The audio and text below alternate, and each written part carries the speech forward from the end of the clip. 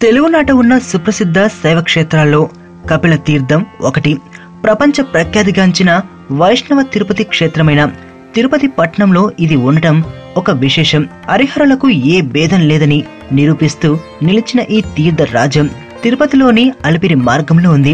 శేషాచల పర్వత ప్రాధాన ఉన్న ఈ క్షేత్రంలో మనోహరమైన ప్రకృతి, ప్రశాంతమైన వాతావరణం, అందమైన జలపాతాలు యాత్రికులను కట్టిపడేస్తాయంటే ఏమాత్రం అతిశయోక్తి కాదు. కృతయుగంలో ఈశ్వరుని గురించి ఘోరతపం ఆచరించిన కపిల మహర్షి భక్తికి మెచ్చి పాతాల నుంచి పొడుమిని బద్దలు కొట్టుకుంటూ వచ్చిన శివుడు ఈ పవిత్ర తీర్థంలో నిలిచినట్లు స్థల పురాణం చెబుతోంది. కపిలుని తపస్సుకు మెచ్చి నిలిచిన స్వామిని కపిలేశ్వరుడుగాను, ఇక్కడి లింగాన్ని కపిల లింగంగాను పిలుస్తారు. కామాక్షి సమేతుడై నిలిచిన స్వామివారిని తర్వాతి కాలంలో అగ్నిదేవుడు ఆరాధించిన కారణంగా ఇక్కడి లింగాన్ని అగ్నిలింగంగాను వ్యవహరిస్తారు. తిరుమలగిరి నుంచి గలగలా ప్రవహిస్తూ అమితమైన వేగంతో సుమారు 25 అడుగుల ఎత్తు నుంచి ఆలయ పుష్కరంలోకి దూకి ఆకాశంగా శివుని జటాజూటాన్ని చీరినట్లు అనిపిస్తుంది.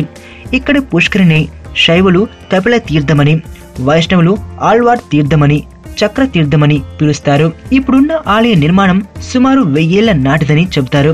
అప్పట్లో ఈ ప్రాంతాన్ని ఏలిన రాజేంద్ర చోళుని కాలంలో ఈ నిర్మాణం జరిగిందని, స్వతహాగా శైవ మతాయులైన చోళులు దీన్ని అత్యంత భక్తి శ్రద్ధలతో నిర్మించినట్లు స్పష్టంగా తెలుస్తుంది. విజయనగర రాజుల కాలంలో దీన్ని నాటి పాలకులు వైష్ణవ తీర్థంగా పరిగణించి ఆళ్వార్ తీర్థమని పిలవటం ఆరంభించారు. ఇప్పటి ఆలయానికి ముందున్న ఒక చిన్న గుడి ఆళ్వారులలో ఒకరైన నమ్మాళ్వార్ పేరిట నిర్మితమైనట్లు చెబుతారు. విజయనగర పరిపాలన చివరి రోజుల్లో అక్కడి నుంచి వచ్చి ఈ ప్రాంతాన్ని నివాసం ఏర్పరచుకున్న ఒక దేవదాసి ఈ ఆలయంలో గణపతి ప్రతిష్ఠ గావించిందని చెబుతారు.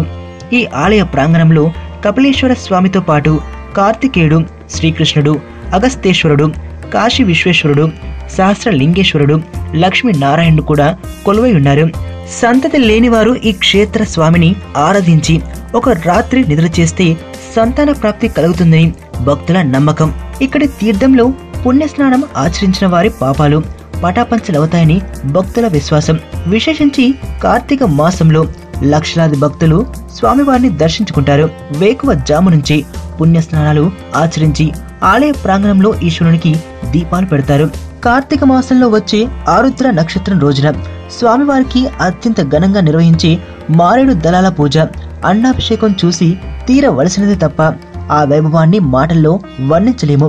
ఇక్కడ మహాశివరాత్రికి ముందు జరిగే బ్రహ్మోత్సవాలు, డిసెంబర్ మాసంలో జరిగే తెప్పోత్సవాలు భక్తులను అలౌకిక ఆనందంలో ముంచివేస్తాయి. మరి ఈ క్షేత్రానికి ఎలా వెళ్ళాలి? తిరుపతి పట్టణ ప్రధాన బస్టాండ్ నుంచి సుమారు 2 కిలోమీటర్ల దూరంలో అలిపిరి మార్గంలో ఉన్న కపిల తీర్థానికి చక్కని రవాణా సౌకర్యం ఉంది. తిరుమల తిరుపతి దేవస్థానం తరపున బస్టాండ్, రైల్వే స్టేషన్ నుంచి ప్రతి అరగంటకు నడిచే ఉచిత బస్సుల ద్వారా కూడా ఆలయానికి చేరుకోవచ్చు. లెక్కకు మించి ప్రైవేట్ వాహనాలు, ఆటోలు ఉంటాయి. మదనపల్లి, చిత్తూరు నుంచి తిరుపతి వచ్చే బస్సులు ఈ ఆలయం మీదుగానే వెళ్తాయి.